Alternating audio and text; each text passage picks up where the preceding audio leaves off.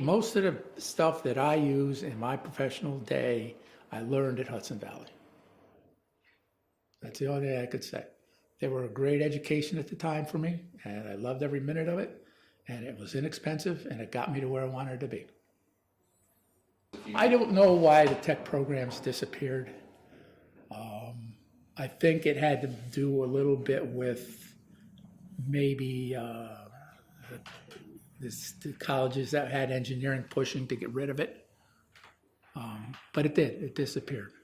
I know Penn State still has it. I don't know much beyond that who still do have it. But and once again, it's much more of a hands-on thing where you can graduate from college and go right into a company and be productive. You don't have to be retrained in a lot of different pieces. So the tech part was a step that I think they were on the right track. I'm sorry to see they did away with it. I think we should go back that way. Why do you think we should go back that way? Because it provides a logical progression. When, for some reason, people seem to think that when you graduate from college, you should be able to do a building, structure a building, top to bottom. At least that's what they like to think. As you know, you can't. You can't even come close.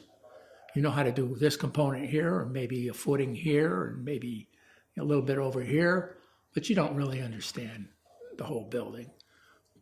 If you were to start the same professional progression in the 1940s, 1950s, probably into the 60s, you'd be a draftsman when you came out of school. You would sit there and learn how to not only draw, but how to put a building together. You would fit all the details and look at it, how it's supposed to go. And eventually things start to click. It's like, well, yeah, I need to do this, and yeah, I need to do that. Once you got that mastered, you move into the technology end of it, which you kind of, how would you say it? You kind of go from building the different components and putting them together and making it look like a building.